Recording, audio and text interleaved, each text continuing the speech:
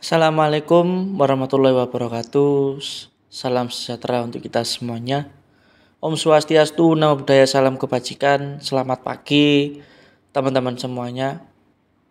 Syukur alhamdulillah kita panjatkan ke Tuhan Yang Maha Esa, yang mana pada pagi hari ini kita masih diberikan kenikmatan yang luar biasa, yaitu berupa kesehatan, sehingga kita bisa belajar bareng lagi pada kelas skripsi.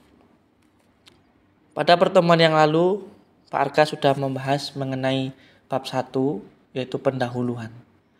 Di pendahuluan ada isi, yaitu latar belakang masalah, identifikasi masalah, rumusan masalah, tujuan penelitian, dan manfaat penelitian. Pada kali ini Pak Arka akan menjelaskan apa aja sih yang ada di bab 2, yaitu landasan teori.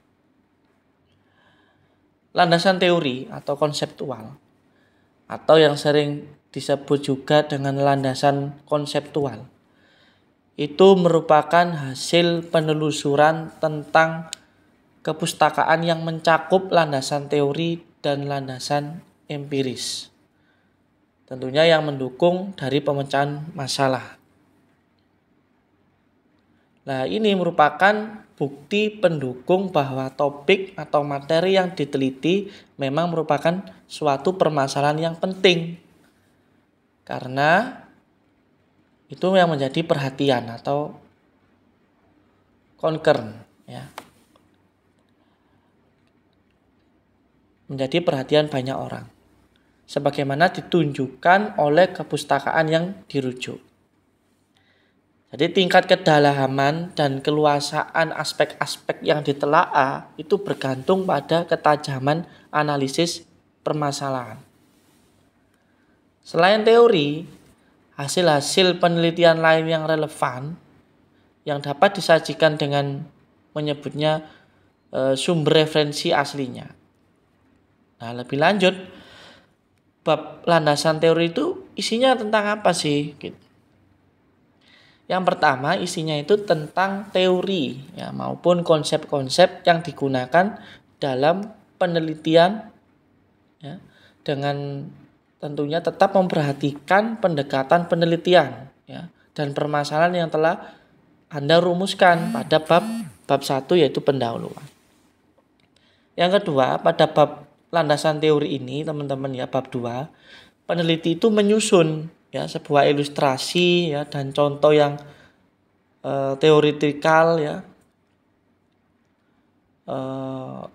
theoretical framework, ya,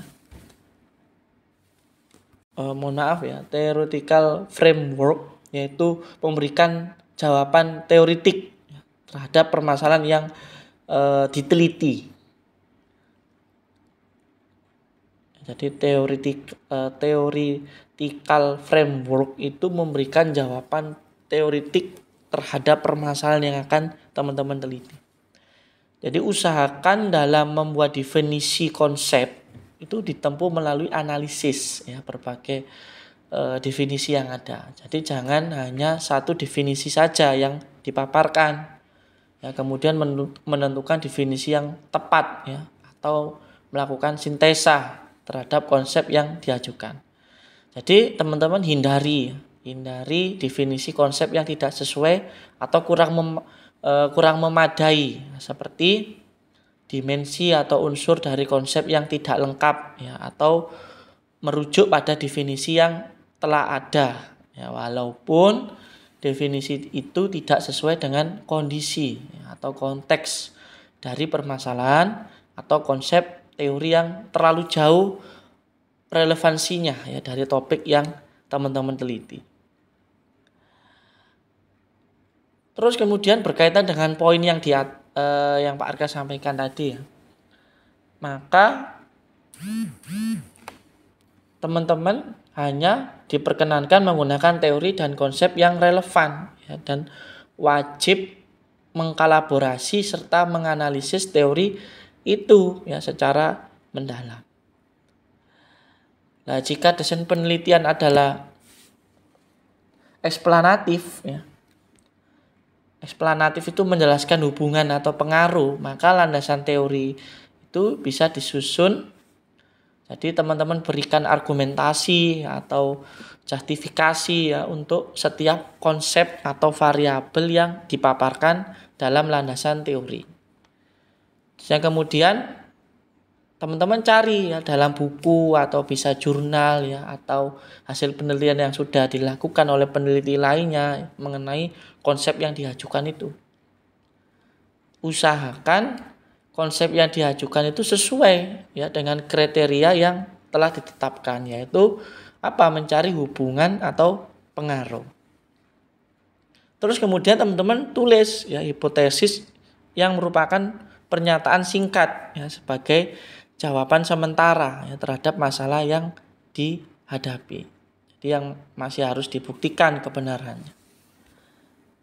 Jadi pada bab ini ya teman-teman di bab 2 itu teman-teman akhiri dengan bagian kerangka teori ya.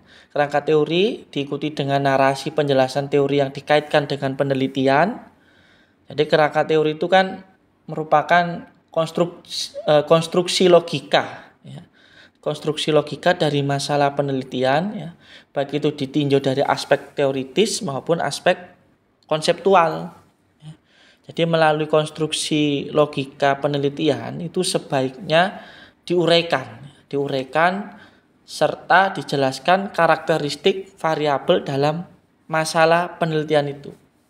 Kenapa kok begitu ya? Sehingga dapat memunculkan perspektif tertentu. Jadi teman-teman langkah-langkah membuat kerangka teori yang tepat itu teman-teman harus menentukan dulu detail variabelnya. Jadi teman-teman menentukan detail variabel itu agar memahami, mempelajari dan menentukan variabel apa yang akan digunakan dalam penelitian itu sehingga menjadi langkah pertama dalam membuat kerangka teori. Jadi membantu dalam mencari rujukan atau teori yang akan dicantumkan ya di dalam karya ilmiah nantinya itu. Nah, setelah itu teman-teman menentukan judul karya ilmiah ya untuk memudahkan mencari variabel-variabel yang dipilih. Terus yang kedua, setelah itu mencari referensi ya untuk membuat kerangka teori penelitian itu diperlukan referensi atau pedoman yang tepat ya dalam menyusun cara yang digunakan bisa seperti membaca buku penelitian lain ya atau referensi dari buku ya atau buku sekolah ya sejarah dan lain-lainnya. Atau sementara untuk para mahasiswa ya biasanya menggunakan referensi ya dari skripsi, tesis, jurnal dan penelitian lainnya. Terus kemudian uraikan jenis teorinya ya. Jadi menambahkan pengetahuan penelitian lain dengan mencantumkan jenis teori yang dipakai dalam proses penyusunan karya ilmiah.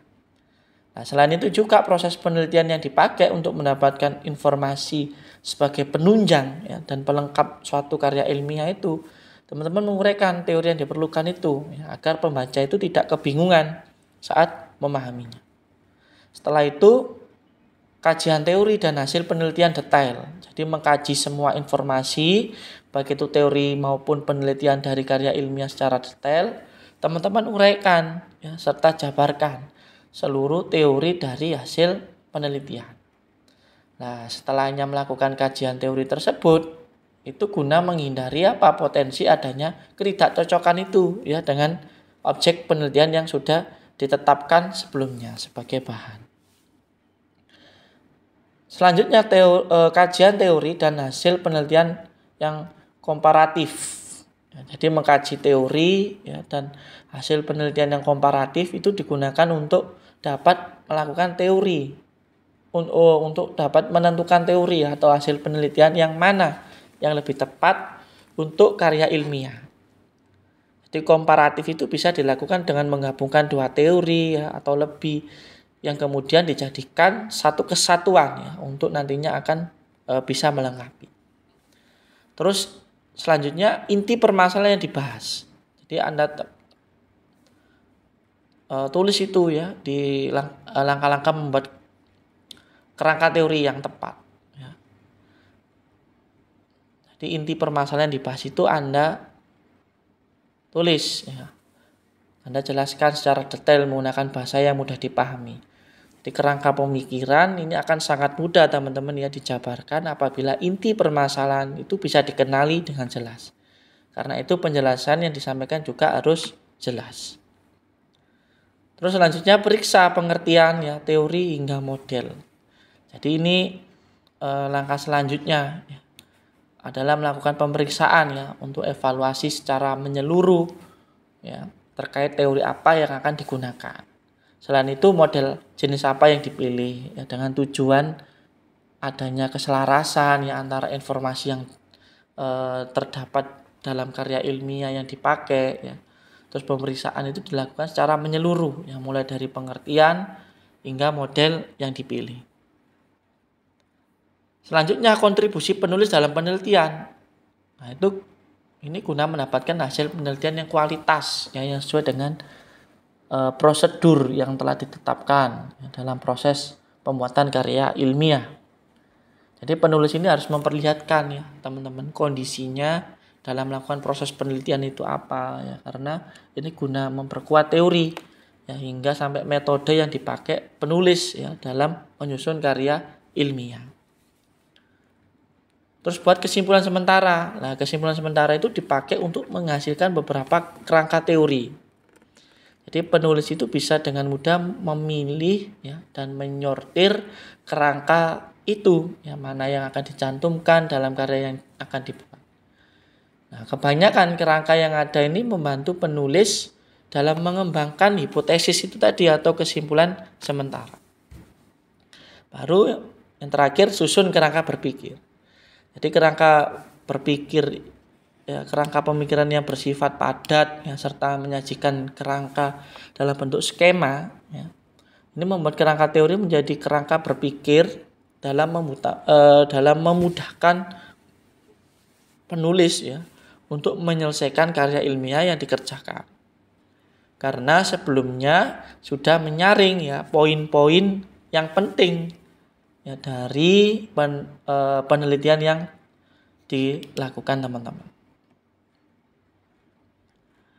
Nah, misalkan contoh kerangka teori sederhana berdasarkan contoh ya yang ada dapat diketahui bahwa hal yang ditemui penulis adalah mencari ya, atau membuat pertanyaan yang berpotensi timbul hanya dari judul yang ada. Nah, seperti apa itu kerangka teorinya? Ya, apa fungsinya? Ya, berapa jenis fungsi kerangka teori dan bagaimana cara membuat kerangka teori?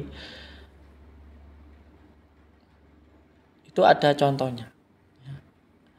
Misalkan definisi limbah cair, ya, sumber limbah cair, karakteristik limbah cair, terus ada pengelolaan limbah cair, ada primary treatment atau ada secondary treatment, ada tertiary treatment ya, treatment ketiga. Terus teori efisiensi pengelolaan limbah cair dan baku mutu. Jadi demikian penjelasan itu mengenai kerangka teori mulai dari pengertian ya, hingga contoh yang bisa digunakan atau diketahui dalam sebuah penelitian yang ada.